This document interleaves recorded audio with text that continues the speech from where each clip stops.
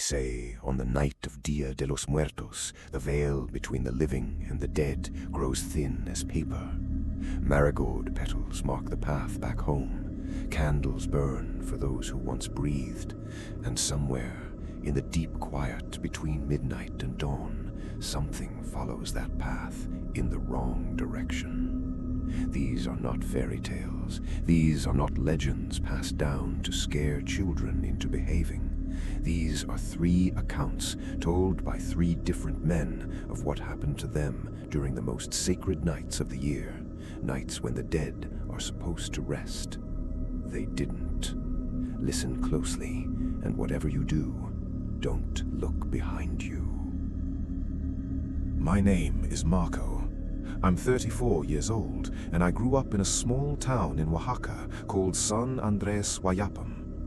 My grandmother, we called her Abuela Concha, died when I was 12.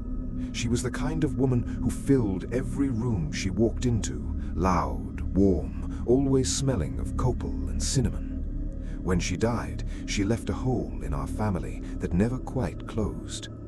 Every year since, my mother built an ofrenda for her. Marigolds, her favorite candles, the tall white ones with the picture of San Miguel, her photograph, a glass of mezcal because Abuela Concha never turned down a drink in her life, and tamales, always tamales.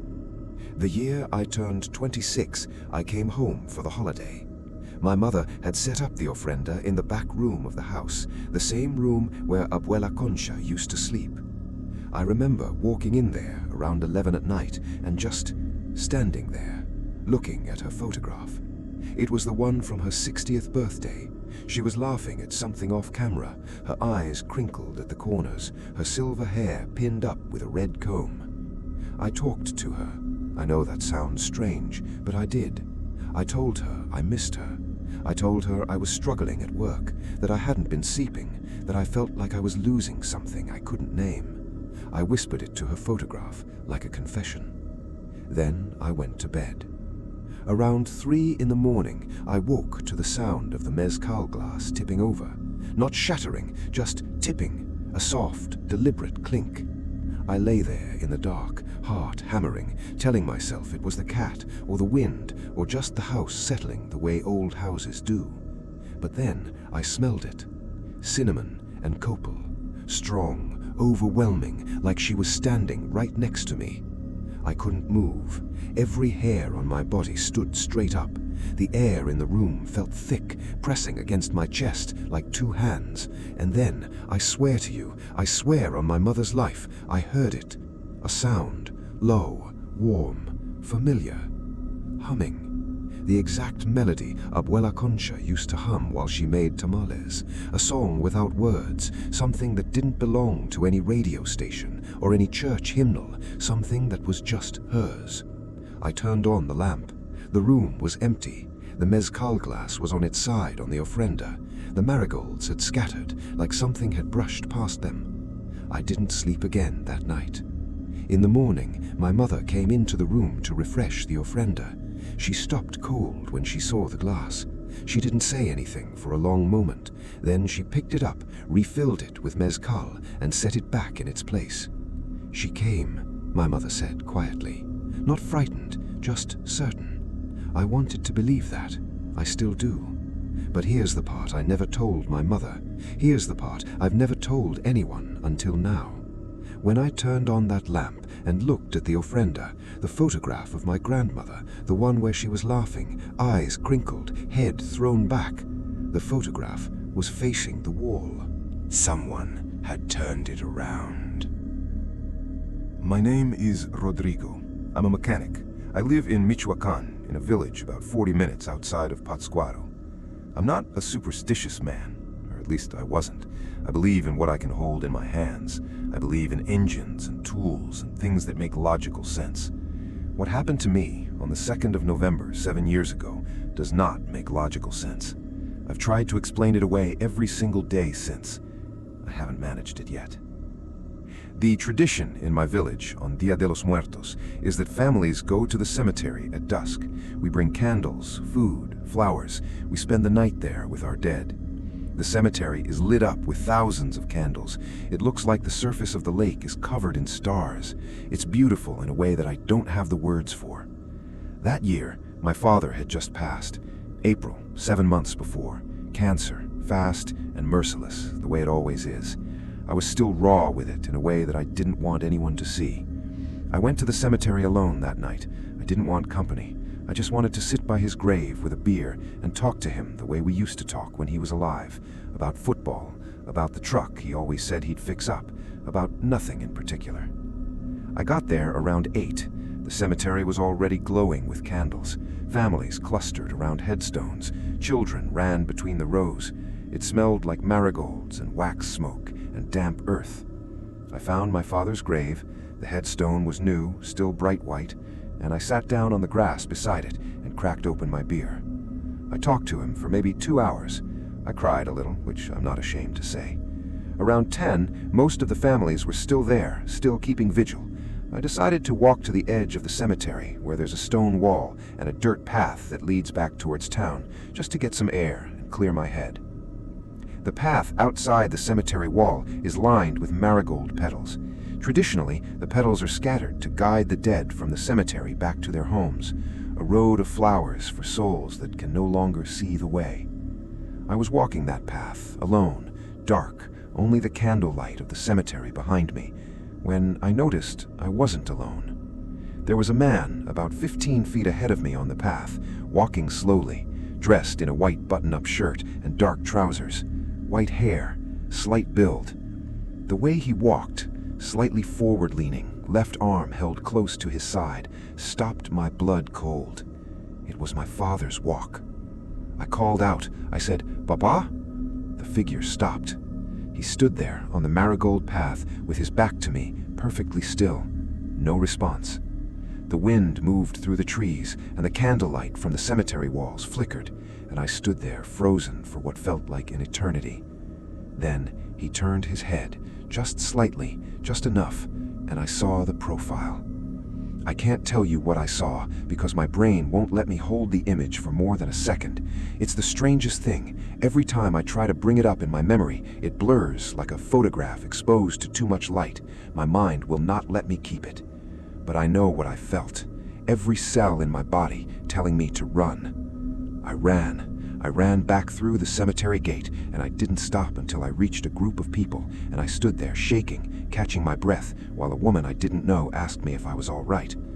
I looked back at the path, empty, just marigold petals in the dark. The next morning, I went back to look at the path in daylight. The marigold petals were disturbed, pressed down, almost flattened, in 2 places. 2 footprints, pointing towards town, pointing towards my house. My name is Ernesto. I'm 51. I was born in Veracruz, but I've lived in Mexico City for the last 20 years. I teach high school history.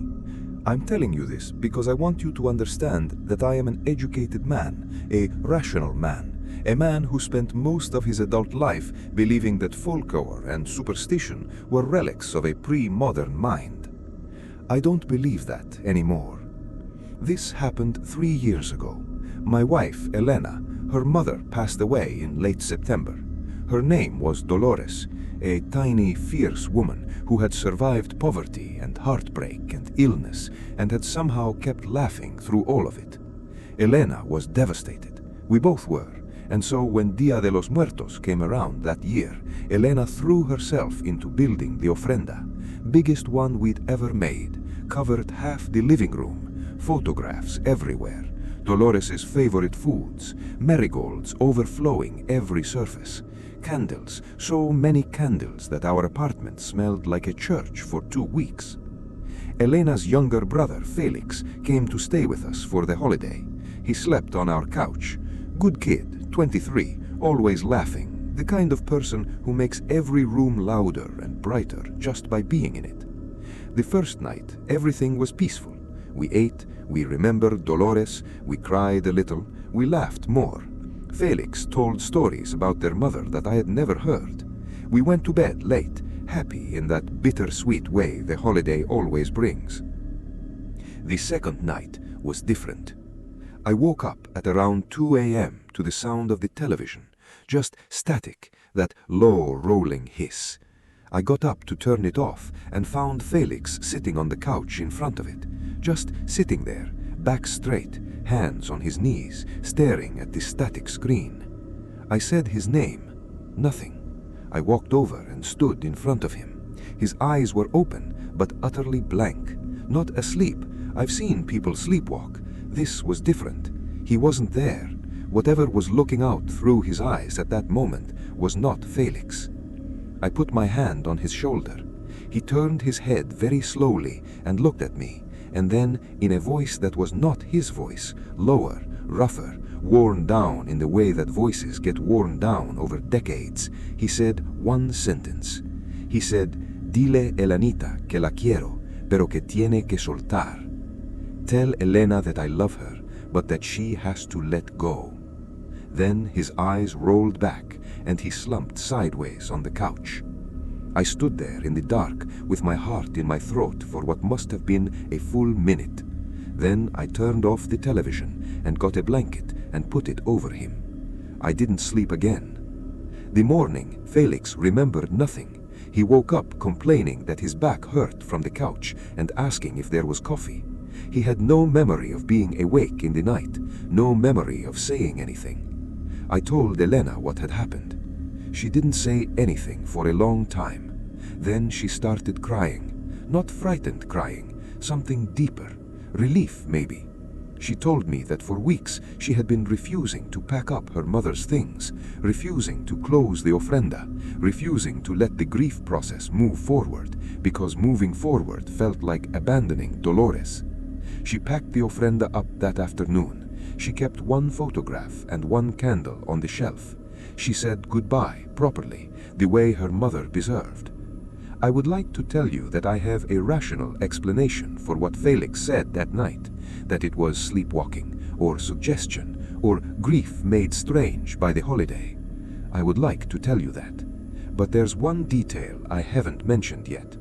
Felix had never met Dolores. He grew up estranged from his family and had only come back into Elena's life a year before. He had never spoken to his mother. He did not know Elena's childhood nickname. Nobody called her Elenita except Dolores. 3 men, 3 nights, 3 encounters with something that doesn't have a clean, comfortable name. I don't know what walks through the world on Dia de los Muertos. I don't know if the dead can reach back across whatever boundary separates us, whether in love or warning or need. I don't know if the Marigold path leads only forward, or if something can follow it the wrong way. What I know is this: the men who told these stories are still out there, still living, still sleeping most nights. And every year, when November comes and the petals hit the ground and the candles are lit one by one, they feel it. That particular stillness, that particular cold, that sense that the room you're standing in is slightly fuller than it was a moment ago. If that happens to you tonight, don't blow out the candle. Just wait. Sleep well, if you can.